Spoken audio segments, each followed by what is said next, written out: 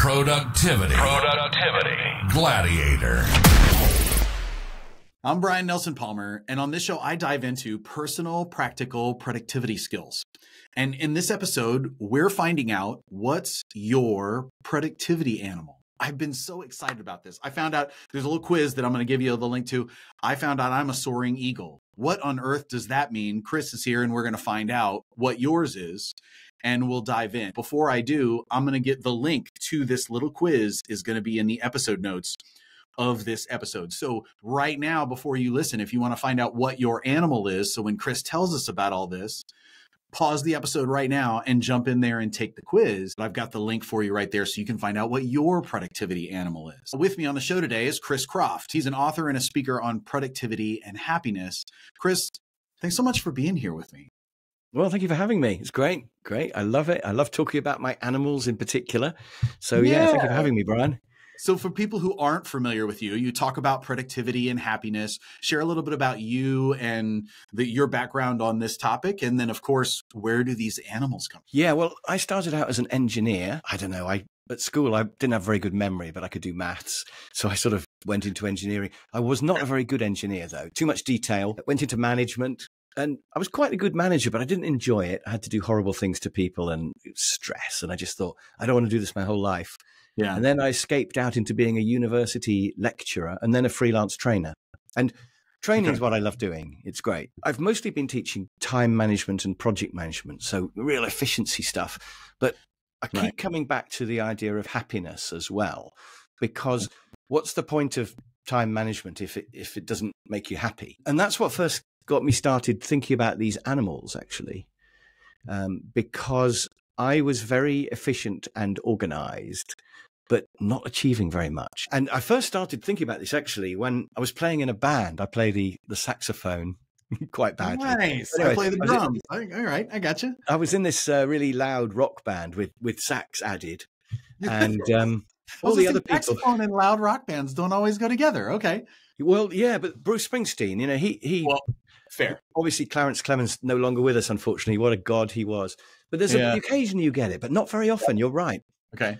So anyway, the other people in the band were quite different to me because I, did my engineering degree and I was very organized. And the other people in the band were all smoking unusual cigarettes and stuff like that. And I'd never really met people like that before. I went to a pretty tough boarding school and things. And suddenly I'm with these guys who were just spaced out and disorganized. And they would ring up and say, "Hey, Chris, are we playing tonight?" And I'd go, "Yeah. I gave you a list of all the gigs." And they go, "Oh, yeah, I've lost that. I think I may have smoked it or something, rolled it up or whatever." Oh, and then they'd say, "Oh, Chris, my car's broken down. Can you come and get me?" And I'd be going, "Oh." So I'd go and fetch them. But I give them this lecture on car maintenance on the way to the gig, And I, at the time, I looked down on them because they were so disorganized. I used to think their life is a shambles. How can they live their life like that? Right. And one day I was installing all the wires into the mixing desk because I was the only person who really understood the mixing desk because I'd read the manual and all that. Right. And they were down the other end just having a laugh and having a drink or whatever. And it suddenly dawned on me that maybe they had a better life than me, because they were just having fun. And there was me, like Mr. Organized, but I was organized, but I wasn't achieving any more than them. And so it made me think, what is life all about? And at that moment, when I was sort of like 22 in that pub with my saxophone, I suddenly thought, have they got life sussed? But I kind of knew they hadn't either. I didn't, because the problem with them, they just go for happiness straight away. Just what's the most fun option in any situation? Should we practice or should we party? Oh, we'll party.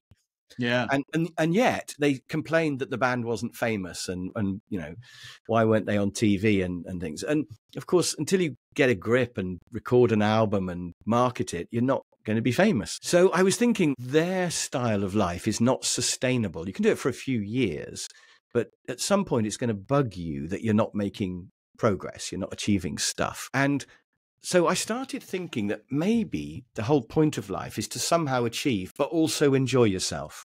Achieve and enjoy. Okay.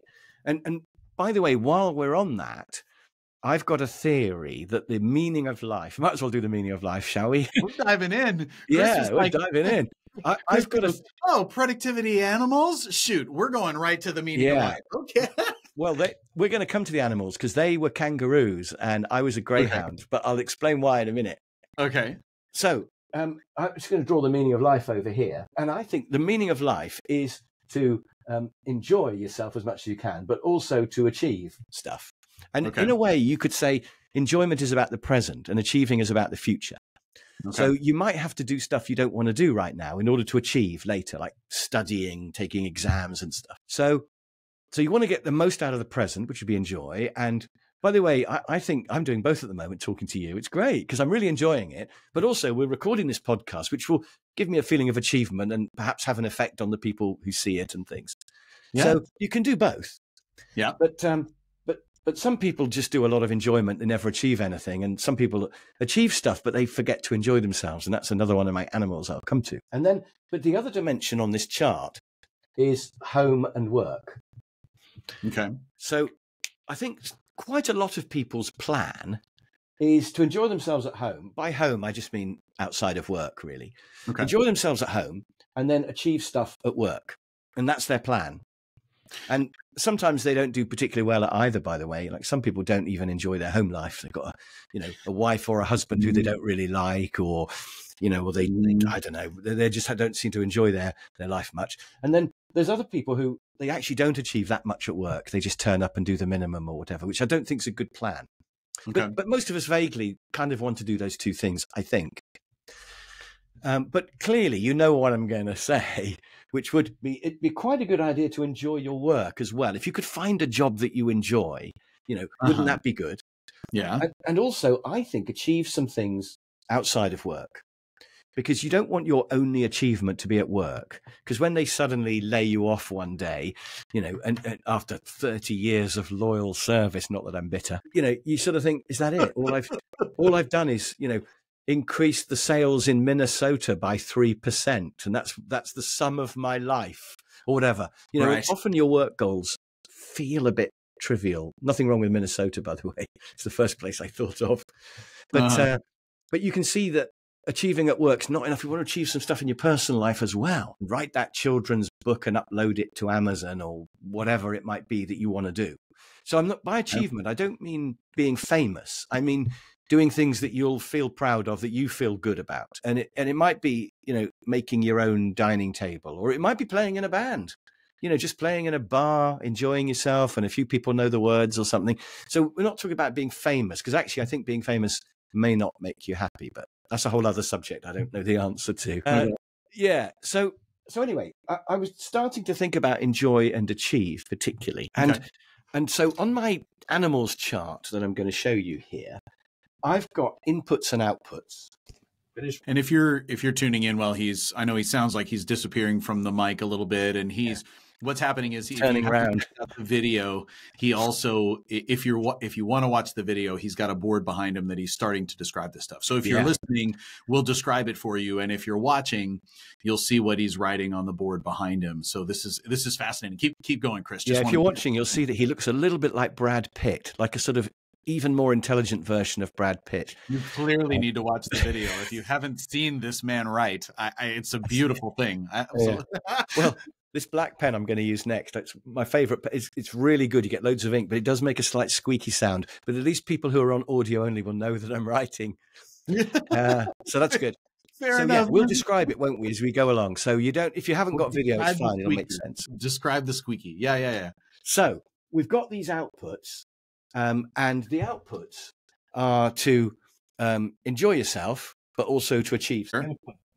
Enjoy and achieve. There's the two outputs. It is squeaky, actually, isn't it? Yeah, you do hear the little squeak going on. This is fun. So he's got inputs on one side of the chart, outputs on the other side, and enjoy and achieve are under the outputs. Okay, I'm following you. But what are the inputs? Because there are things you can do which are going to lead to either enjoyment or achievement. Okay. True. And I think the big two inputs are to have goals and to be efficient. Okay. So I'm just going to write that one there and I'm going to explain what I mean. Okay. So I'm going to put here goals. So under input, there's goals and being efficient. Okay. Yeah. And obviously time management is efficiency. So when we were And what we're going to come to in a minute, you'll see that some people have goals, but they're not efficient. Mm-hmm. And that just means they have a dream, but they never do anything about it. They don't get on and get organized and make it happen. And then there are other people who are efficient, but don't have goals. And this was me with the band. Okay. So I was just efficiently organizing something that just went round in circles, really. Okay. And so on my little chart, that's the first one I'm going to have. So I'm going to say I didn't have goals, but I did have efficiency. Okay. And so I was organized, had my little checklists and things. But what was the point? And what it meant was that I wasn't achieving. And that bugged me, really. In fact, I wasn't really even enjoying it as much as them because I was too busy being the organizer. So I was on 1 out of 4. And I realized at that moment that being efficient without going somewhere is never going to work.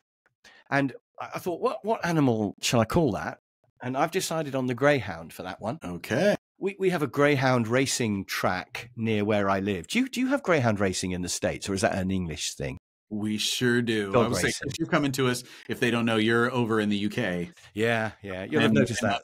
And I'm on the US side. And yes, greyhound racing is definitely a thing in the US as well. So we had a greyhound. There was a hole in the fence, and we had a greyhound that went straight on, and it went through the hole. And it just went for about 20 miles in a straight line. It went all the way to somewhere called Weymouth, which is like a long way away from here. And nobody could catch it. This dog was just gone. And I think they got it back eventually. But when I was listening to that story, I was thinking that a lot of people just go round in circles like the greyhounds, chasing after that sort of fluffy fox thing they chase after. Uh-huh. And people's lives can, if you're not careful, just be Monday to Friday, just going around in circles doing stuff for your boss. And the weekend, maybe you sort of clean the car or whatever. And if we're not careful, we have routines and we just go around in circles. But if you had a goal like that greyhound and you just went in a straight line, it could be epic. Yeah. So that's the first animal, the person who's efficient but doesn't have goals. And a lot of people are like this. In fact, the greyhound is the commonest animal. I've been doing the stats from this questionnaire that Brian mentioned earlier on. You can do online. It's free. It's very quick. It'll tell you which animal you are.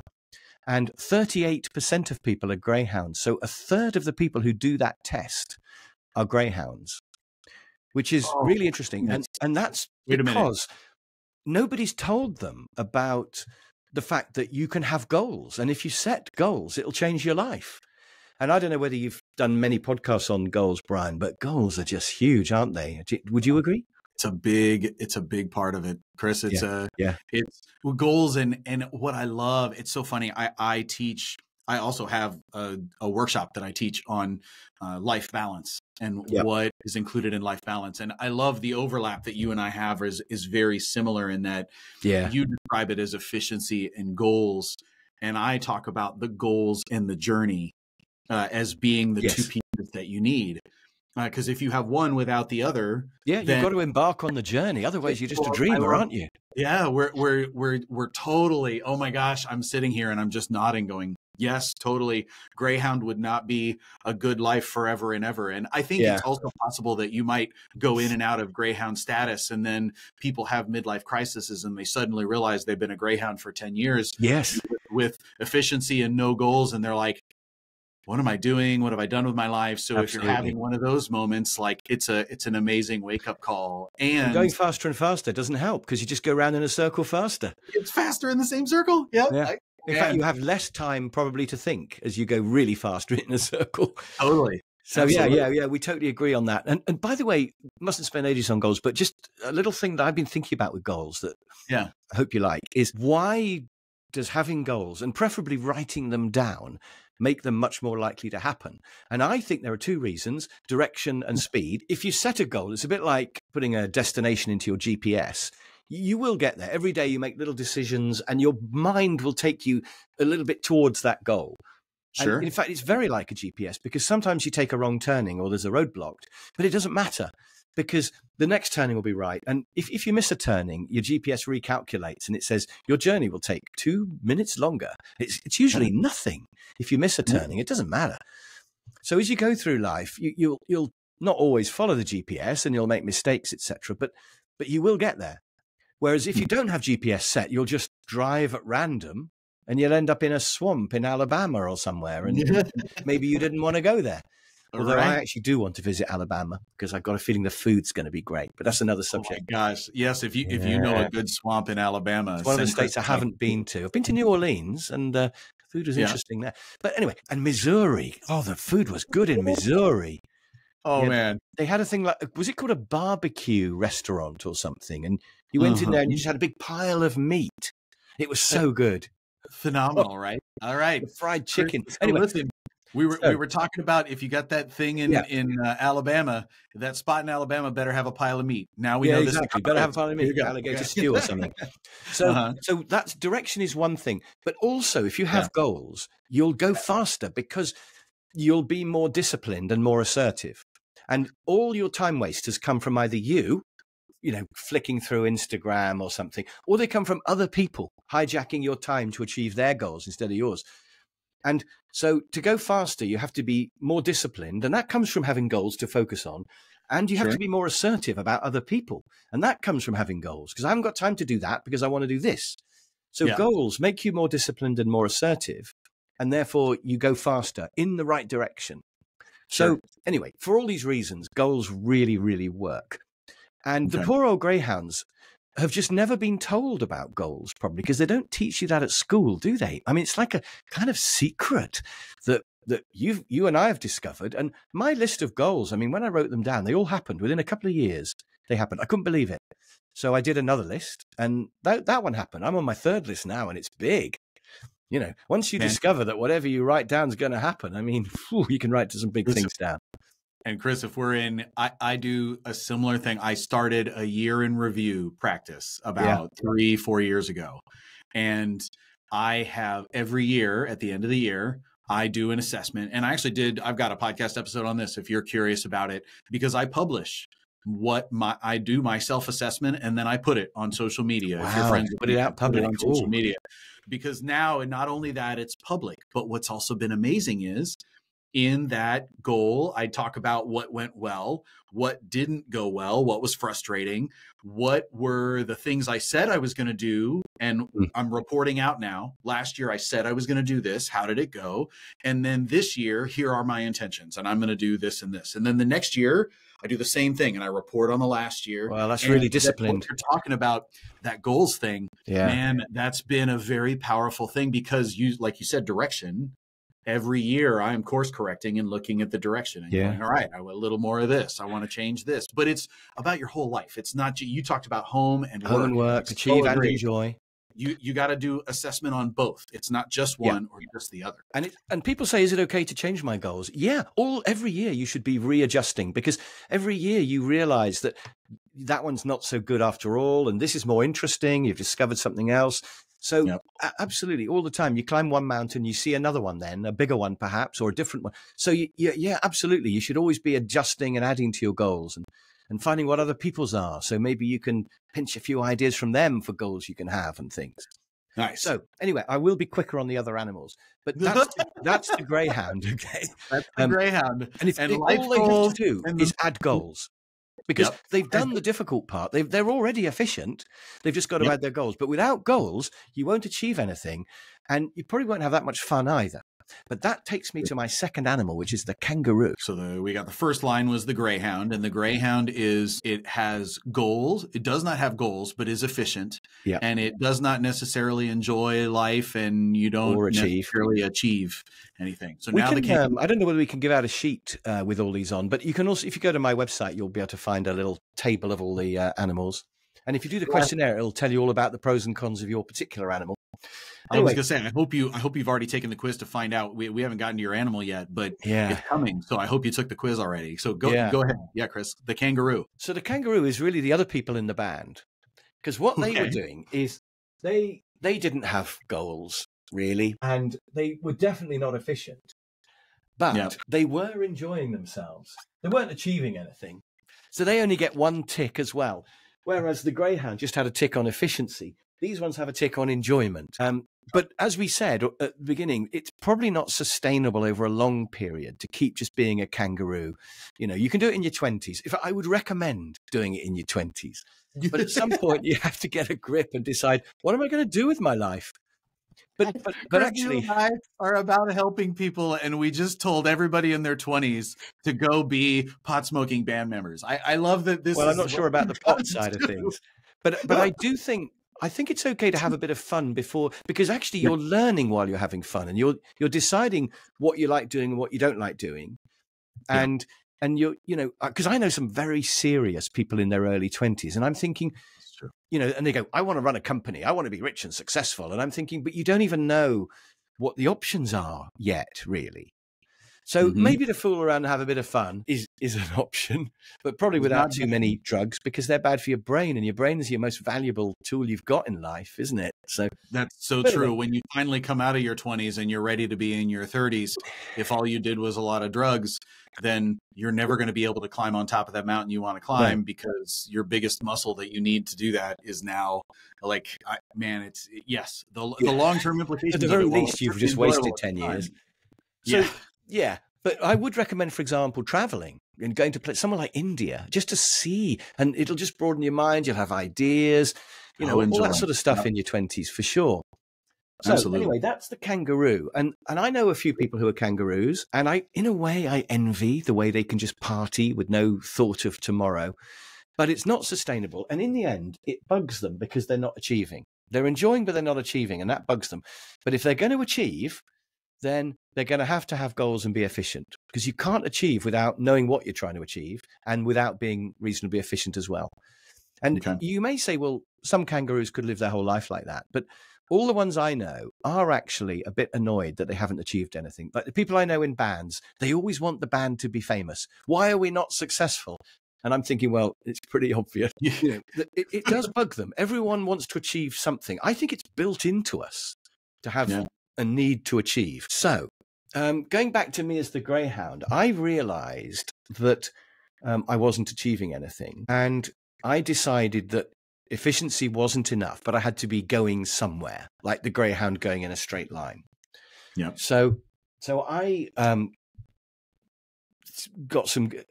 I was going to say I sat down and wrote out some goals, but actually it happened because a friend of mine told me about goals at just the right moment.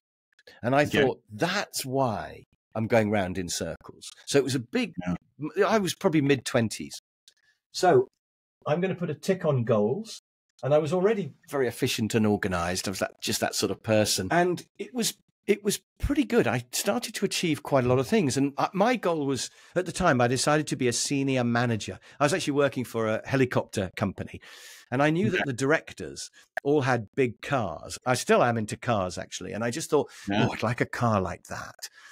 And so it was a bit sad, because there is more to life than cars, although cars are great. I decided that I would set a goal to be a senior manager and to be well paid, and also to make a difference, because I wanted to make a difference to the company. And I thought there were loads of things wrong with the helicopter factory.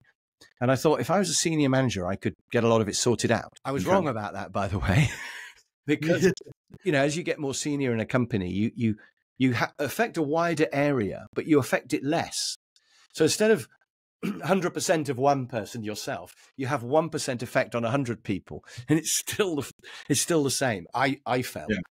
Yeah. So anyway, what happened really was that I was achieving a certain amount, but I wasn't really enjoying it. Sure. And I think a lot of people who go up the management tree. Sorry, I'm just getting my throat there. A lot of people who go up the management tree find that they've achieved quite a lot, but they don't really enjoy it. They have to work long hours, and they have to almost sell their soul to the devil a little bit. And of course, there are good companies and bad companies. And I was, I think, a bit unlucky in where I was. But I felt I was selling my soul to the devil, and I just didn't enjoy being a boss. And I've called this the mountain goat. I was trying to think of an animal that sort of goes up a mountain, but doesn't really seem to have much fun while it's doing it. And the best animal I could think of was the goat, the mountain goat. Now, I just want to stress at this point, by the way, that you're not stuck with an animal for your whole life. So if you're thinking, oh no, I'm a goat, then that's fine, because all you have to do is sort out the enjoyment part. So all you have to do is make sure you get that home life balance and don't spend too much time at work, but also have some enjoyment goals. So in my little matrix of enjoy and achieve, often the goat people have they have goals for achieving both at home and at work. I'm going to build my own house and I'm going to do this. And it's all achieve, achieve, achieve. And they forget to have fun along the way. They could actually take a lesson from a kangaroo, really. Yeah. So, there's Chris, I'm reminded of a quote, and I reference it a lot in my session on life balance. We talk about, because I told you I talk about the journey. And one of the things, there's a quote from, oh my goodness, I'm going to forget the name of now that I need it. There's a quote, Viktor Frankl, and The Meaning of Life is the book. And the story is from him. He was a psychiatrist or a psychologist that went to the Nazi concentration camps. whoa. And he talked about, they knew in the camps, you all got to know each other really well because you spend all day in a camp together and you're sleeping in the same place. And so they got to know when that person was going to die within a week. Really? And the way that they knew it was because you could tell that, the questions, you always have the questions on why am I here? What am I doing? The questioning, like you said, you don't have the goals. And like you need goals and where you're headed. And all of a sudden, they weren't on their journey anymore. And the way it showed up is they were like, I don't want to do this anymore. Why am I here? And I saw the same thing with my grandmother before she was going to pass away. She was 100 years old and she was not on her journey anymore. She was not enjoying her journey because she was like, why am I still here? Yeah. And like, this isn't fun anymore. And also you've got nothing left to achieve. Then what's the point? So I share that because like you're talking about the goat, and what's amazing is, man, it's about the achieving, but figuring out the journey, which you're talking about enjoyment. And for me, I talk about it as the journey. That's what Viktor Frankl was talking about, which is you need to stay on a journey and enjoy your journey, but make sure you're still journeying. Yeah. Because if you ever get there, that's the end. And especially, by the way, if you have senior parents or anything and they're not on a journey anymore, you'll see it. They'll tell you things like this isn't fun anymore, or waiting to die, or when they start talking about that stuff, that journey piece and the goals, what are they working toward? Are they learning anymore? Are they growing? And if they're not, get them back on that train, because otherwise they're at the end. I've still got my dad. He's 93 and he's learning croquet and he's having an extension built on his house and he's still got loads of projects he's doing. Yes. And he's enjoying them as well as achieving them. So yeah, absolutely. It's great. And actually, you reminded me when you said the journey there that I think a really good example of this is that some people climb mountains because they really want to see the view from the top. And they hate the process of climbing a mountain, but they think it's worth it just for the view from the top. You know, like you get 1 minute on top of Mount Everest before you start to die or whatever it is. You got to quickly come back down, and and you have to get back down before it's dark, etc. So they do it all for that 1 minute, going, "Yes, I'm on top of the world." But that's crazy because most of life is the journey. Just as most of climbing Mount Everest is the journey. In fact, all of life is the journey, really. And you maybe climb a mountain, stand on top, but what do you do then? You're going to climb another one, aren't you? So the key is to enjoy the journey. And if you can enjoy climbing the mountain and the view from the top, then that's great. Then you're doing enjoy and achieve, aren't you? Rather than just achieve. I mean, imagine just crossing off mountains, even though you didn't enjoy climbing them. I mean, that would be pointless. So, the great mountaineers obviously enjoy the process of climbing the mountain. And it's the same with whatever you're doing in life. You've got to enjoy, building your shed or building your business or going to see customers, or you've got to enjoy as much as you can of all of it, haven't you? Yeah. And so the goat has kind of forgotten about enjoyment because they're too busy working on it. And I've got various ambitious friends who are making quite a lot of money, but they're never available to see them. They're always busy. And when you do see them, they're kind of distracted because they're thinking about work and, oh, hang on a minute. A phone call's just come in. There's a crisis. What? Oh, no. Sorry, Chris, I got to go. And all this. And I just think, you've forgotten to have any fun. You've got all this money, but why aren't you having a good time? And with some people, the more money they make, the more things they have to worry about, the more things can go wrong. True story. So anyway, that's the goat. And I think it's so easy to fall into that kind of career trap of being a goat. But you're so nearly there as a goat because all you got to do is get a few enjoyment goals in and get your work-life balance, push back a bit against long hours, and you can do it because you've got both your inputs sorted. Well, you just haven't got the input called goals is just a bit lopsided because it's kind of too much work goals and too much achieve goals. And there should be some enjoyment goals and some outside work goals as well. And then you can get the balance better. Yep. Anyway, that's the goat. Okay. Now, while we're sort of just moving on from the goat, I'm going to mention the one that you got, which is the eagle. The soaring eagle. The eagle is what we want to be, of course. So the eagle is, Pass? In fact, hey, all right. I didn't know what you meant. When I was first working on this, I was describing the 6 animals to my son. And I mean, he was about 25 then. He's 30 now. Yeah. And he said, which animal are you, Dad? And he went, in fact, don't tell me. I bet you're a bloody eagle. And I went, yeah, I am. And I felt a bit bad about that. But then if I wasn't an eagle, I shouldn't be able to invent this theory, should I? I mean, it's my theory. But anyway, the eagle is the person who obviously has got their goals really clear in their mind, and they've got the right mixture of home and work, enjoy and achieve, and they're efficient. And that means that they're enjoying and achieving. So they have fun in their life and they're achieving a certain amount. And I do feel I'm an eagle now, but I've spent a lot of time as a greyhound and a goat. So, I think I'm allowed to be an eagle for a bit now. I actually think, though, it's quite hard to know whether you're an eagle. So, for example, I know somebody who is a PA, a personal assistant, and she is organized, but I don't think she is an eagle because I think she could achieve a lot more. So she's like a small fish in a small pond going, look at me, I'm in charge of my pond. I'm king of my pond. But really, if she only knew there was a massive ocean out there and she's only a minnow, she could then expand. And I think maybe she should have bigger goals and move on up to another level. But you could say, well, no, she's happy as she is and she's happy being a little eagle and that's great. Why interfere? Why tell her? But actually, there's a bigger world out there. I don't know. I haven't really got an answer to that. But I think, it's easy to be like a self-perceived eagle and to think that you're achieving. But actually, what you're achieving is quite small. And perhaps you have potential to achieve a lot more. So I think one of the challenges with an eagle, and even you and I, as quite big eagles, we think, maybe we should be still thinking, well, what am I going to do next year? And I love the way that you, Brian, have every year you refresh those, you aim higher every year because it's never finished, is it? You can't just sit back and go, well, I'm an eagle now. That's it. I've made it. Yeah. My advice to the eagle is, so what are you going to do next? And that's one of the most difficult things. How do you follow Mount Everest? Because when you achieve your goals, you're left thinking, well, I don't know, what am I going to do next? Because it's the term that when I heard it, I'll never forget. I was listening to an audiobook. I was coming home from work and I was walking by a bus stop and I actually had to sit down when I heard it because I was a goat for years and years and years.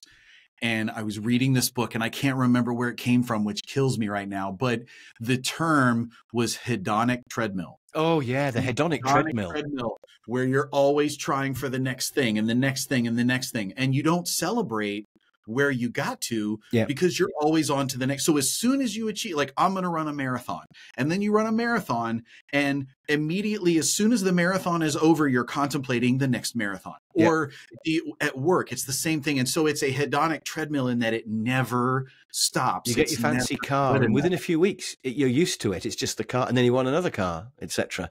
Yes. Yeah. Oh God. Relentless. So the eagle must resist that.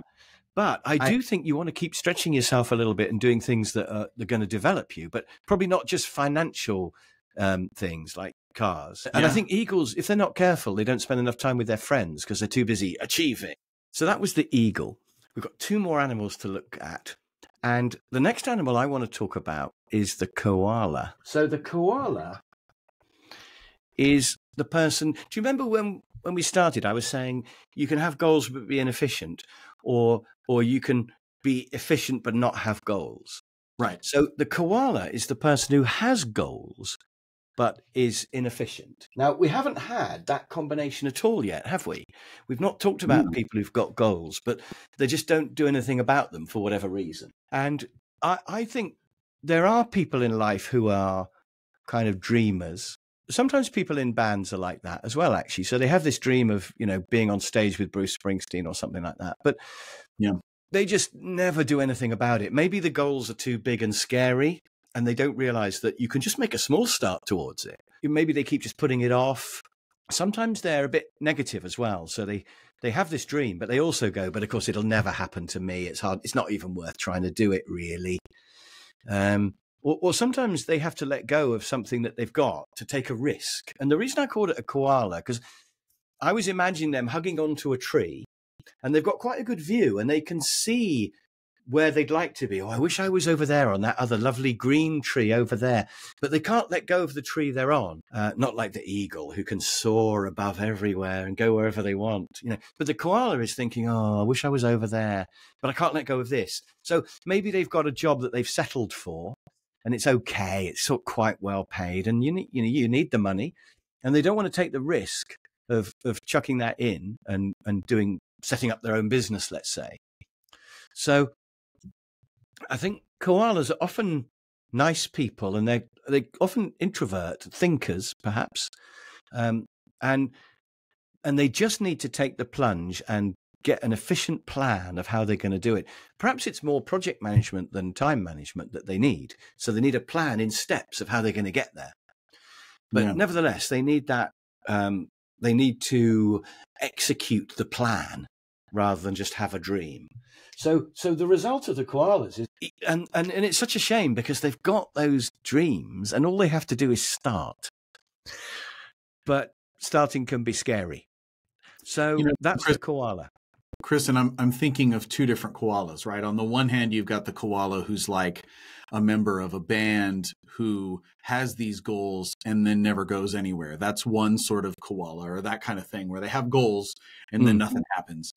But what I'm also thinking about are the people, I jokingly have called it, you've probably heard it as well, called golden handcuffs, where you have a really good job and you get paid really well, and you have a family to support, or you have a lifestyle to support. And so in order to take that leap, you could lose the paycheck and you could lose. And so then, and what's funny is those people have probably achieved a lot, and they probably have enjoyed some things along the way.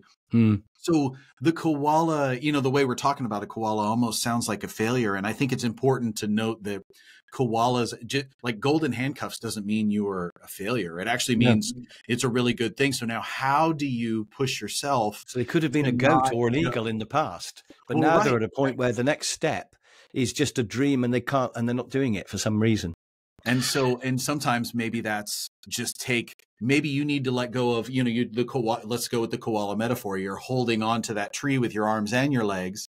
And maybe you need to hold on to one branch with another limb. Maybe you need to start a little something, or put a foot maybe in your off time, you start whatever that other thing is, just so you can experience it. So you don't have to let go of the tree yet, but you're not stuck either. So I'm just thinking about, it's not necessarily just because you didn't take the leap. Maybe you came so far already that you're afraid of dropping back down. Well, the koala metaphor for those golden handcuff ones would be they'd have to come down their existing tree, across and up a new tree, and they've got too much to lose. I think that you're absolutely right.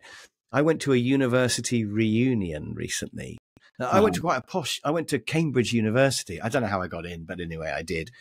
And I went back to this reunion, and I was thinking this is going to be really depressing. All these people are going to be rich and successful and things.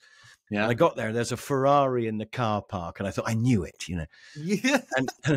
And I went into this sort of dinner. Everybody had to wear a DJ and all this, dinner jacket, black tie and things. And the guy with the Ferrari, actually, he was a software guy, and I remembered him, and because he still looked exactly the same, and he had like a sort of greasy beard and very sort of scruffy clothes, but he was just a total software genius, and he'd made some software for call centers.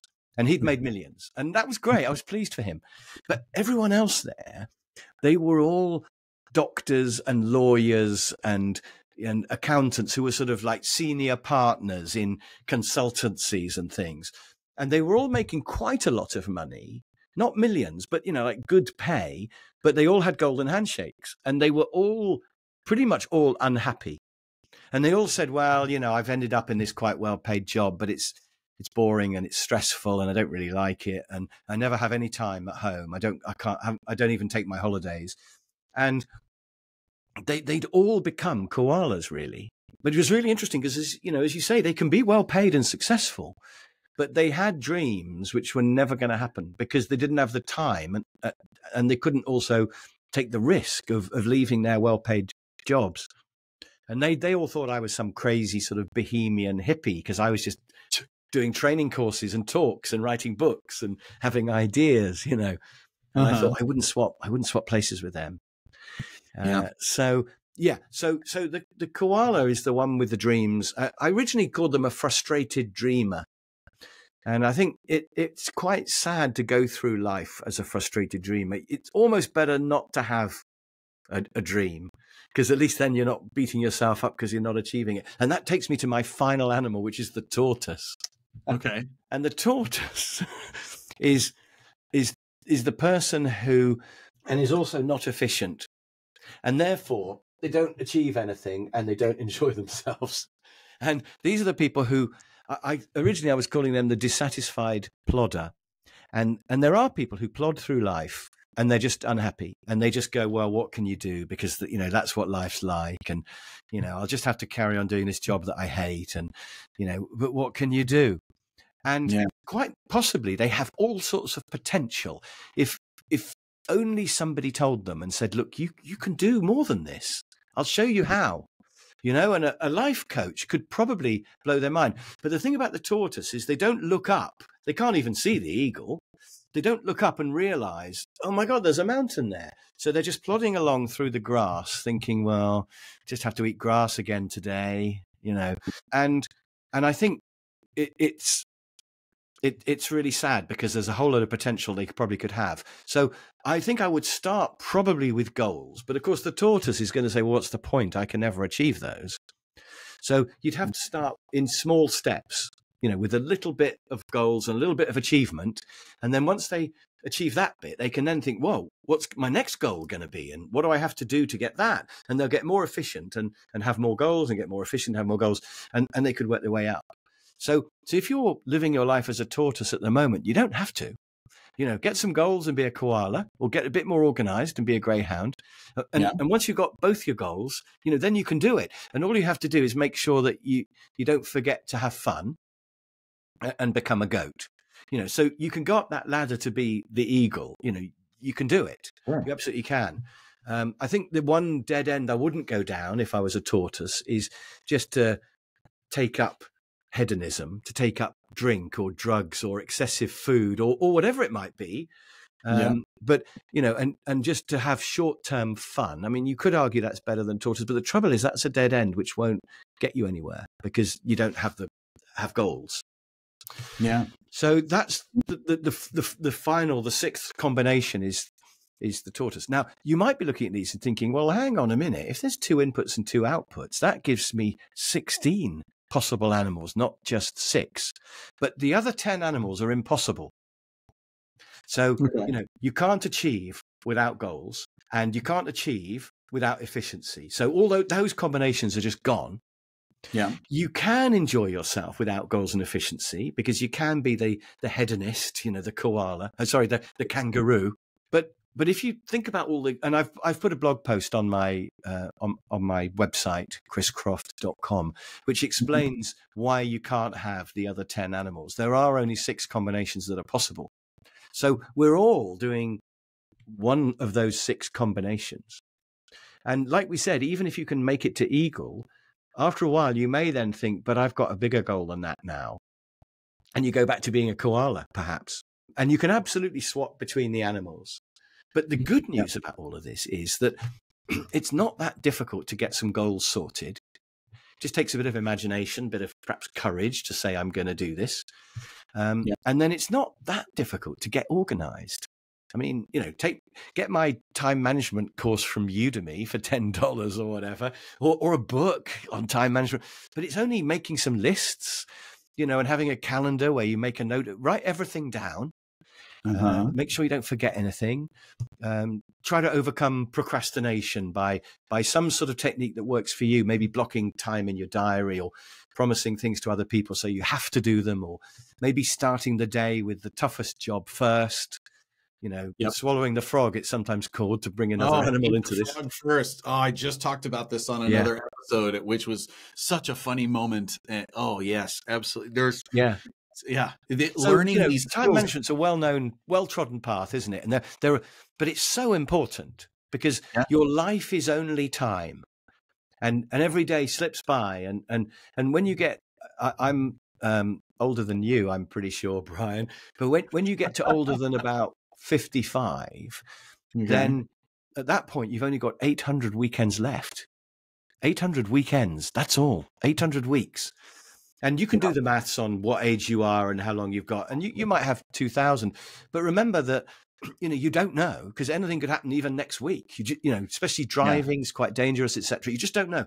So it's really important to make the most of every day. And time management is really only about how you live your life.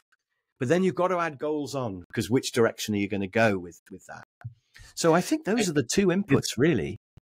It makes perfect sense in that it's, and we talked about the journey too, where it's like, if you love the goals you achieve and you're enjoying the journey along the way, then that is what you're talking about with the eagle. And what's funny is a lot of the things, when you're struggling to achieve some of these things, one of the things people often forget is to keep growing and to keep learning, right? You're consistently learning. And so all of the things that you need to go do these bigger, the eagle, to try that new thing, to stretch yourself, all of the knowledge that you need is available in online courses and YouTube videos. And it's amazing how whatever it is that you kind of looking to do, the knowledge is out there if you're willing to go get it. And I've just made a video on YouTube, by the way. I've just remembered. I only put it out last week, and it's called Time Management in Under 8 Minutes. And it's already... That's a very appropriate title. Well, that's good time management. It's already had 40,000 views in a week. Can you believe? Very, very clever, Chris. Absolutely. Yeah, it's been really popular in a short amount of time. Yes. So if you're listening to this, at least just have a look at Time Management in Under 8 Minutes, and see how many views. A good start, isn't it, to get you out from being a tortoise? By the way, the tortoise is the rarest of my animals, and I think a lot of people probably don't admit to being tortoises when they are, because tortoises don't realize that they're tortoises. But only 6% of people ended up on my survey as a tortoise. The other one that was rare was the kangaroo. Actually, not many people think they're kangaroos. The second commonest after the greyhound was the goat, and I think there's a lot of goats out there doing careers. So about 25% of people came out as a goat on my survey. And then you had the eagle. I thought everyone might go, oh, I'm an eagle. But only 13% reckoned they were eagles. So I think I've got the questionnaire quite good, so that it really does make you be honest. And so only 13% were eagles and 10% were koalas. So the questionnaire seems to be working pretty well. But you've got to be honest with yourself, haven't you? I mean, don't try to fool the questionnaire, because if you are a tortoise, let's say, the first step is to acknowledge it and think, right, I need to get some goals for my life, and I need to get some efficiency going, get a bit of speed going. But anyone can do it. That's the great message. Absolutely. So there we are, Brian. That's the animals. I don't know how much time we've taken. All the animals. We took quite some time, and at the same time, it is really helpful when I was just talking with another speaker about this the other day. It's helpful to have a model when you talk about these things, because the relation between these things is great. So, Chris, I love the model you have with the animals here, because which ones do you relate to? And you're not going to be always only one for the rest of your life, always, right? That's a big message. Yeah, you can change. You can improve. You've gone through phases. If you got an animal in the quiz and you don't like that, then certainly many people will think, oh, I'll just have to take the quiz again and change my answers. And I don't know that that's necessarily what you were intending. I think it's probably like, well, let's self-reflect, and what are the things that I could do to change it so that the next time I take the quiz, it really is different answers. I didn't just check the box to get the better thing. So that's really helpful. And I want to share, or I wanted to ask you one follow-up question on this, Chris, which was, what about, now, where does this mean for you personally? So you came up with these animals, you were talking about it. Is there a personal story or a personal meaning behind where this whole animal thing came from? Well, the animal thing is really just me trying to understand life, and particularly mine, because you have to start with yourself, don't you? And looking at my friends and thinking, do I want to be like them? Because I have got some very successful rich friends who are goats, who have no fun. And then the people in the band, who I think I would call friends, but they're also friends from a very different world to me. You know, they regard me as a sort of corporate. And so looking at them, and some of them are koalas with big dreams, and some of them are tortoises who just plod through life. But mostly they're kangaroos, at least having fun. And so I've been thinking, do I want to be like them? And what do I want to be like? And, you know, what is life all about? And I'm pretty sure it's enjoy and achieve. And then I sort of was thinking, well, the inputs have got to be goals and efficiency, really. So I thought about writing a book about this. What I've actually done is done 6 little mini ebooks. So whatever animal you are, you can get the ebook for sort of like $3 or something. So I've made those. The book I'm doing at the moment actually doesn't talk about animals, but it's called 7 Paths to Happiness. And it's really about the stuff that's behind this. So it's about, is it a good idea to be self-employed or trying to go up the management tree? Or is it a good idea to just have a job where you do the minimum so you can have plenty of time with your family and plenty of energy with your family? Or what? So, you know, and is it best to have a little niche that you're a real expert in? Or is it best to do what I call multi-harvesting, where you do a bit of quite a few things? So you have a bit more security and a bit more variety. So I've been writing this book, which is very nearly finished. It'll be out in about a month, on the different paths you could choose through your life and which ones will make you happy. So I just enjoy thinking about this stuff, really. I mean, that's why I'm doing it. And I think not enough other people are thinking about this. You know, there's a lot of people who think about time management, and there's some great books on time management. You know, Getting Things Done, for example, by David Allen is fascinating, but that's really only about systems. There's a book by Hiram Smith called the 10 Laws of Successful Time and Life Management or something like that. Hiram Smith. That's a really good book, I think, because he does talk about goals and efficiency in there. But I don't think there are many people who go up from time management up to the big question of life itself and happiness, particularly. So there are lots of books on success, but which I'm calling achieve. But there aren't many books on happiness and success. There are some books on happiness now. Happiness is starting to come up as a subject, isn't it? But I think it's got to be happiness and success, happiness and achievement. And I haven't really seen much that brings it all together into a big picture of life. And so I just think it needs to be thought about. I think it's the most important thing, isn't it? You know, why write a book on, say, marketing or something, which is great and you have to do it, when out there's this big thing called the meaning of life. You know, that's what we should be thinking about. So that's what I'm trying to nibble away at, like a little tiny mouse trying to nibble at this cheese mountain. Chris, you want to figure out, it's like a book on how to maintain your eagle, or the topic is how to maintain your eagle, because eventually the motivation or life changes, things change. And even though you might have been soaring for a while, now you hit this point where maybe there's golden handcuffs and you went from soaring to now you're in that sort of, there's a little bit of a koala creeping into your eagle life, or like that kind of thing. And so it's that thing. It's about the journey and how do you maintain this indefinitely going forward? And I think you're really hitting on some really good points with, you know, goals and efficiency. I love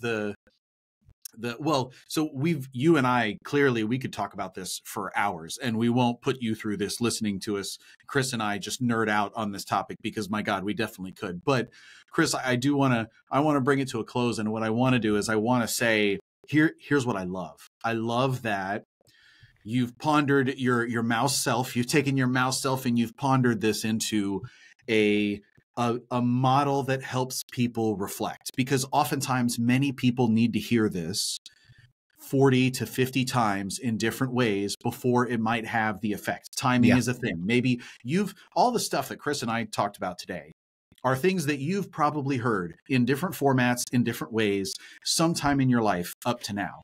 But if you're in the right frame of mind to hear it and you recognize it because you had heard it before, but now it hits home a little differently. Chris, I love that you've created this model to kind of, the 6 animals are ways to reflect on yourself and where are you going? Where are you now? And it's almost like it's a self-assessment way. And I absolutely love it. So thank you for sharing it with me today and with us today, because it's really interesting to reflect on yourself and where do you want to be? Where are you now? And what would it take to get there? It's just fascinating. Absolutely. It's so important, isn't it? It's such a big, important subject, this.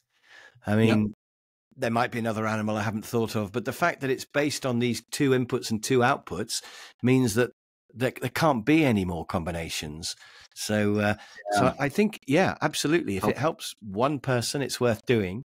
I want to say thank you for having me, because this is the first time I've talked about this properly on a podcast or anywhere, really. I've made one short video on YouTube, but it's much better to be chatting to somebody about it. And it feels really good to have got it all out there now. So I hope loads of people see this, and I hope it helps them. And we can get a few more eagles out there and move people up from tortoises at least, So Absolutely. I really hope it makes a difference. Thank you for asking me to do this. And Chris, now, if people want to keep in touch with you, what are the best places for them to go? Well, I would say definitely LinkedIn. If you're on LinkedIn, it's free. I mean, why would you not be on LinkedIn? So follow me on LinkedIn. You can't connect, unfortunately. I've run out of connections. You only get 30,000, and they don't tell you till you get to 29,500. So you can't. It's really hard you can't delete people very easily. So, but you can follow me on LinkedIn, because I post things almost every day about happiness, time management, meaning of life type stuff. So follow me on LinkedIn. YouTube is another good place, because I put things on YouTube probably every week. I put a new video on YouTube. So I've got about 400 videos on there, and obviously it's all free. So why would you not? So LinkedIn and YouTube. I've got a website, chriscroft.com, which has got, I put things on my blog that I'm a bit nervous about putting out in public on LinkedIn, but my blog is mine. So if you want to see what I really think, then have a look at my blog, chriscroft.com. And that's a little bit more eccentric, a little bit more strange, but I hope interesting. And then the final place would be, if you want to buy a training course, you can get stuff from udemy.com, udemy.com. Just put Chris Croft in there and you'll find me. And I've got about 30 courses on Udemy, and they only cost like $15 or something. And they're on all kinds of things: time management, project management, happiness, assertiveness, difficult people, loads of stuff on there. I've got one called Planning Your Career and Your Life, which it covers this kind of thing. And it actually talks about the animals a bit as well. So I'm quite proud of the courses I've made on Udemy. But if you want free stuff, LinkedIn and YouTube will be the place to start, I would say. There you go. And I'll include all those links to the things he's talking about. I'll drop those in the episode notes and in the comments on this, so you can do that. So now, and 2 things now for you tuning in, there's 2 requests I have. The first one is, do you have a friend or colleague who has been struggling with productivity or these questions about the meaning of life or this kind of thing? If you have one of those, I know Chris and I both would love for you to share this episode specifically with them, because there's a million podcasts out there. And while I hope, thank you for liking and subscribing to this podcast and being a part of Productivity Gladiator with me. But with Chris, it's definitely helpful for this specific episode to get shared with somebody. If we can help, like Chris said, if we can help one person or 2 people with this is wonderful. So thank you very much for tuning in that way. And certainly thanks for subscribing and liking. And I do have an email list that you can subscribe that gives you a little something extra compared to just what's here on the show. So I love sharing this Productivity Gladiator thing with you. And that's a wrap.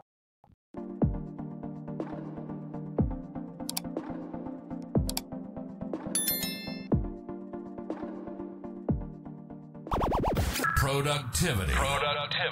Gladiator.